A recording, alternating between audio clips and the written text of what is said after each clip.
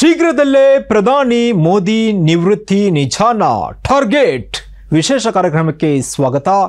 ನಾನು ಶಂಶೀರ್ ಬಡೋಳಿ.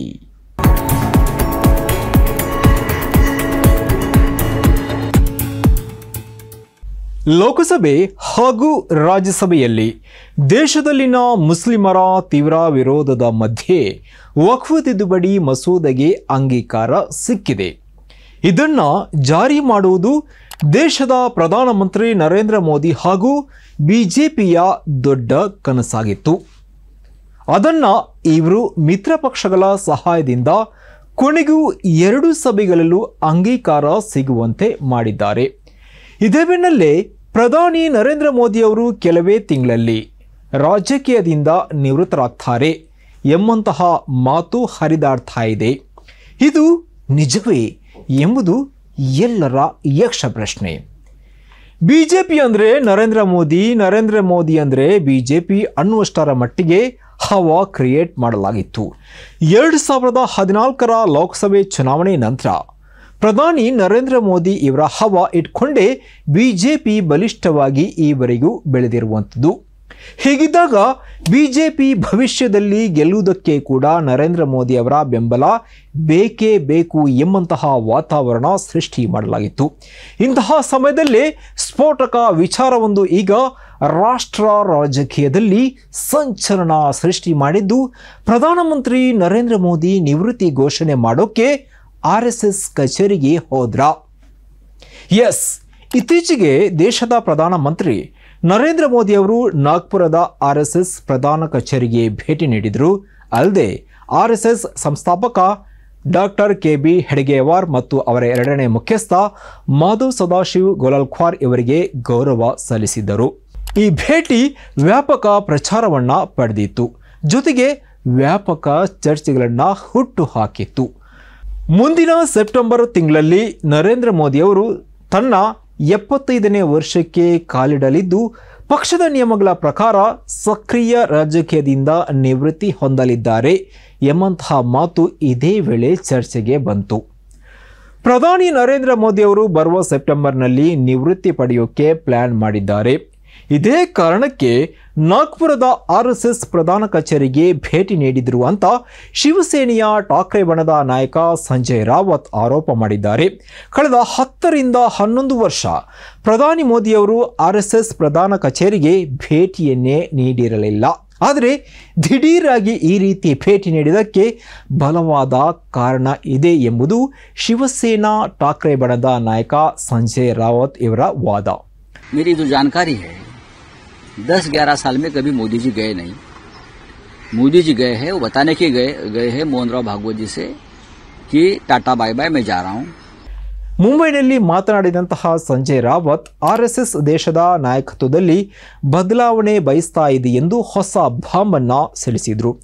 ಸಂಜಯ್ ರಾವತ್ ಇವರ ಈ ಹೇಳಿಕೆಗೆ ಬಿಜೆಪಿ ಪಕ್ಷ ಮತ್ತು ಶಿವಸೇನೆಯ ಶಿಂದೆ ಬಣದ ನಾಯಕರು ಖಂಡವಾಗಿದ್ರು. ಅದರಲ್ಲೂ ಮಹಾರಾಷ್ಟ್ರ CM ದೇವೇಂದ್ರ ಜಿ ಫಡ್ನವೀಸ್ ಸಂಜಯ್ ರಾವತ್ ಹೇಳಿಕೆ ವಿರುದ್ಧ ತೀವ್ರವಾದಂತಹ ವಾಗ್ದಾಳಿಯನ್ನೇ ನಡೆಸಿದ್ರು. ಇನ್ನು ಈ ಮಧ್ಯೆ ಘಟಿಸಿದಂತಹ ವಿವಿಧ ಘಟನೆಗಳು RSS ಮತ್ತು ಬಿಜೆಪಿ ನಡುವಿನ ಸಂಬಂಧದಲ್ಲಿ ಒತ್ತಡ ಇರುವುದನ್ನು ಸೂಚಿಸಿದೆ.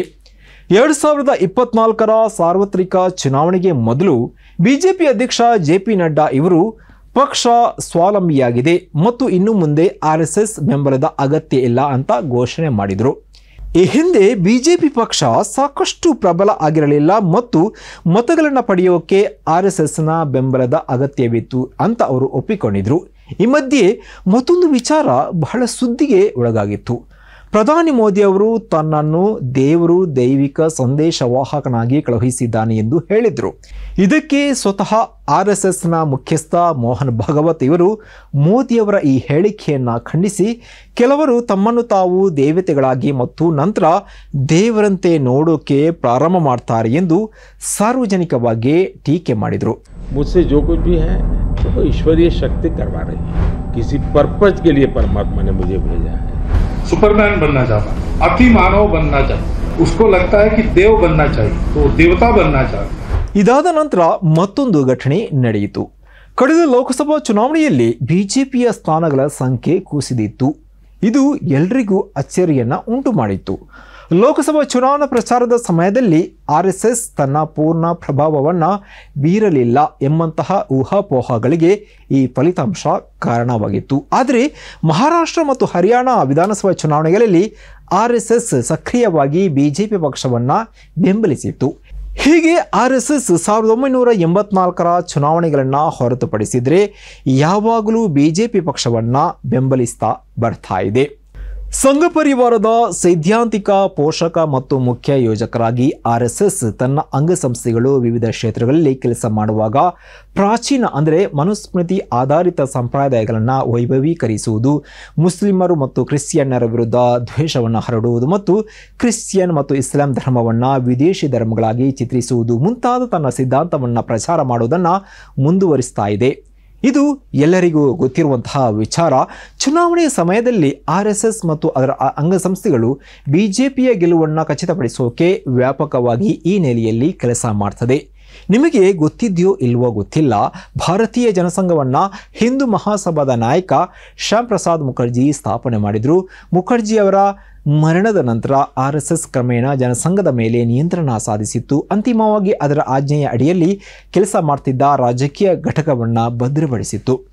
RSS, BJP ಮತ್ತು ಇತರ ಸಂಘ ಸಂಯೋಜಿತ ಗುಂಪುಗಳು ಶ್ರಮ ವಿಭಜನೆಯೊಂದಿಗೆ ಕೆಲಸ ಮಾಡ್ತದೆ ಎಂಬುದು ಅದರ ಸಕ್ಸಸ್ನ ಹಿಂದಿರೋ ರಹಸ್ಯವಾಗಿದೆ. ಇದರ ಹಿಂದಿರುವಂತಹ ಕೆಲವೊಂದು ಘಟನೆಗಳನ್ನು ಉಲ್ಲೇಖ ಮಾಡುವುದಾದರೆ, ಇನ್ನು ತಮ್ಮ ನಾಗ್ಪುರ ಭೇಟಿಯ ಸಮಯದಲ್ಲಿ ಎಡ್ಗೇವಾರ್ ಮತ್ತು ಗೋಲಲ್ಖ್ವಾರ್ ಇವರನ್ನು ಶ್ಲಾಘಿಸಿದ ಮೋದಿಯವರು ದೇಶಕ್ಕೆ ಸರಿಯಾದ ಮಾರ್ಗವನ್ನು ಇವರು ತೋರಿಸಿದ್ದಾರೆ ಎಂದು ಹೇಳಿದರು. ಹಾಗಾದರೆ ಪ್ರಧಾನಿಯವರು ಹೇಳಿದ ಈ ಮಾರ್ಗ ಯಾವುದು? ಫಸ್ಟ್ ಆಫ್ ಆಲ್, ಸ್ವಾತಂತ್ರ್ಯ, ಸಮಾನತೆ ಮತ್ತು ಭಾತೃತ್ವಕ್ಕೆ ಒತ್ತು ನೀಡಿದ ಭಾರತದ ರಾಷ್ಟ್ರೀಯ ಆಂದೋಲನದಿಂದ ಉದ್ದೇಶಪೂರ್ವಕ ಅಂತರವನ್ನು ಕಾಯ್ದುಕೊಳ್ಳುವುದು. ಸೆಕೆಂಡ್ ಆಗಿ, ಮುಸ್ಲಿಮರು, ಕ್ರಿಶ್ಚಿಯನ್ನರು ಮತ್ತು ಕಮ್ಯುನಿಸ್ಟರು ಹಿಂದೂ ರಾಷ್ಟ್ರದ ಶತ್ರುಗಳು ಎಂಬುದು ಇವರ ತತ್ವವಾಗಿತ್ತು. ಇದಕ್ಕೆ ಈ ಸಲದ ಈದ್ ಉಲ್ ಫಿತರ್ನ ಘಟನೆಗಳು ಈ ಸಿದ್ಧಾಂತವನ್ನು ಇವರು ಯಾವ ರೀತಿ ಕಾರ್ಯರೂಪಕ್ಕೆ ತರ್ತಾರೆ ಎಂಬುದಕ್ಕೆ ಉದಾಹರಣೆಯಾಗಿತ್ತು. ದೇಶದ UP ರಾಜ್ಯದಲ್ಲಿ ಅಂದರೆ ಉತ್ತರ ಪ್ರದೇಶದಲ್ಲಿ ಈದನ್ನು ಸಾರ್ವಜನಿಕ ರಜಾ ದಿನಕ್ಕಿಂತ ಐಚ್ಛಿಕವೆಂದು ಘೋಷಿಸಲಾಗಿತ್ತು. ಅಲ್ಲದೆ ಸಾರ್ವಜನಿಕ ಸ್ಥಳಗಳಲ್ಲಿ ನಮಾಜ್ ಮಾಡುವುದನ್ನು ಕೆಲವೆಡೆ ವಿರೋಧಿಸಿ ಪ್ರತಿಭಟನೆಗಳನ್ನು ಆಯೋಜಿಸಲಾಗಿತ್ತು. ಭಾರತ ಪ್ರಗತಿ ಸಾಧಿಸ್ತಾ ಇದೆ ಎಂದು ಪ್ರಧಾನಿ ಮೋದಿಯವರು ಆಗಾಗ ಹೇಳ್ತಾ ಇರ್ತಾರೆ. ಆದರೆ ನಮ್ಮ ದೇಶದಲ್ಲಿ ಧಾರ್ಮಿಕ ಸ್ವಾತಂತ್ರ್ಯ, ಪತ್ರಿಕಾ ಸ್ವಾತಂತ್ರ್ಯ, ಪ್ರಜಾಪ್ರಭುತ್ವ ನಿರಂತರ ಕುಸಿತ ಕಾಣ್ತಾ ಇದೆ. ಬಹುಶಃ ಇವರ ಅಭಿವೃದ್ಧಿ ಅಂದರೆ ಈ ಕಾನೂನಿನ ನಿಯಮವನ್ನು ಅಣಕಿಸ್ತಾ ಸಂಪತ್ತನ್ನು ಸಂಗ್ರಹಿಸುವುದು ಅಥವಾ ಶತಕೋಟಿ ಬ್ಯಾಂಕ್ ಸಾಲಗಳನ್ನು ಮರುಪಾವತಿಸದೆ ವಿದೇಶಕ್ಕೆ ಪಲಾಯನ ಮಾಡುವುದಾಗಿದೆ ಎಂಬಂತಾಗಿದೆ. ಹೀಗಾಗಿ ಇವರ ಮಾತು ಮತ್ತು ಈ ಕ್ರಿಯೆಗಳ ನಡುವಿನ ಅಂತರ ಎದ್ದು ಕಾಣ್ತಾ ಇದೆ. ಒಂದಂತೂ ನಿಜ, ಮೋದಿಯವರ ನಾಗ್ಪುರ ಭೇಟಿಯು ಸ್ಪಷ್ಟ ರಾಜಕೀಯ ಪರಿಣಾಮಗಳನ್ನು ಹೊಂದಿತ್ತು, ಕಾರಣಗಳನ್ನು ಹೊಂದಿತ್ತು. ಜೊತೆಗೆ ಇವರ ಈ ಕಾರ್ಯಗಳು ಮತ್ತು ಹೇಳಿಕೆಗಳು ಮತಗಳನ್ನು ಗಳಿಸುವಂತಹ ಗುರಿಯನ್ನು ಹೊಂದಿರುವ ರಾಜಕೀಯ ಪ್ರದರ್ಶನ ಅಲ್ಲದೆ ಬೇರೇನೂ ಅಲ್ಲ. ಇದುವೇ ಸದ್ಯದ ಸ್ಪೆಷಲ್. ಮತ್ತೊಮ್ಮೆ ಹೊಸ ವಿಚಾರದೊಂದಿಗೆ ನಿಮ್ಮ ಎದುರು ಬರ್ತೀವಿ. ಅಲ್ಲಿಯವರೆಗೂ ನೋಡ್ತಾ ಇರಿ ಸನ್ಮಾರ್ಗ ನ್ಯೂಸ್, ಸುದ್ದಿಗಳ ಸಂತೆಯಲ್ಲಿ ಸತ್ಯದ ಮೊಂಬತ್ತಿ. ಸನ್ಮಾರ್ಗ ನ್ಯೂಸ್ 1.5 ಲಕ್ಷ ಚಂದಾದಾರರನ್ನ ದಾಟಿದೆ. ಇದನ್ನ ಸಾಧ್ಯವಾಗಿಸಿದ್ದು ವೀಕ್ಷಕರಾದ ನೀವೇ. ಮುಂದಿನ 1 ವರ್ಷದಲ್ಲಿ ಈ 1.5 ಲಕ್ಷವನ್ನ 3 ಲಕ್ಷಗಳಾಗಿ ಪರಿವರ್ತಿಸುವ ಗುರಿಯನ್ನ ನಾವು ಇಟ್ಕೊಂಡಿದ್ದೇವೆ. ನಿಮ್ಮ ಬೆಂಬಲ ಇಲ್ಲದೆ ಇದು ಸಾಧ್ಯವೇ ಇಲ್ಲ. ನೀವು ಮಾಡಬೇಕಾಗಿರುವುದು ಏನಂದ್ರೆ ಸನ್ಮಾರ್ಗ ನ್ಯೂಸ್ ಚಾನೆಲ್ನ ಕಾರ್ಯಕ್ರಮವನ್ನ ನಿಮ್ಮ ಗೆಳೆಯರಿಗೆ, ಸಂಬಂಧಿಕರಿಗೆ ಕಳಿಸಿಕೊಡಬೇಕು. ಅವರಲ್ಲೂ ಸಬ್ಸ್ಕ್ರೈಬ್ ಮಾಡುವಂತೆ ಹೇಳಬೇಕು. ನಿಮ್ಮ ಮನೆಯವರಲ್ಲೂ ಹೇಳಬೇಕು. ಸುದ್ದಿಗಳ ಸಂತೆಯಿಂದ ಸತ್ಯದ ಸುದ್ದಿಯನ್ನ ಹೆಕ್ಕಿಕೊಡುವ ನಮ್ಮ ಪ್ರಯತ್ನ ಮುಂದುವರಿಯಬೇಕಾದ್ರೆ ನೀವು ಇಷ್ಟನ್ನಾದರೂ ಮಾಡಲೇಬೇಕು. ಜೊತೆಗೆ ಪಕ್ಕದಲ್ಲಿರುವ QR ಕೋಡ್ ಅನ್ನು ಬಳಸಿ ನಮಗೆ ಆರ್ಥಿಕವಾಗಿ ಶಕ್ತಿ ತುಂಬಬೇಕು. ಸುಳ್ಳಿನ ಎದುರು ನಮ್ಮ ಧ್ವನಿ ತಗ್ಗದೇ ಇರಬೇಕಾದ್ರೆ ನಾವು ಆರ್ಥಿಕವಾಗಿ ಪರಾವಲಂಬಿಗಳಾಗಿರಬಾರದು. ನೀವು ಶಕ್ತಿಯನ್ನು ಕೊಡಿ, ನಾವು ಸತ್ಯವನ್ನ ಕೊಡ್ತೇವೆ. Thank you.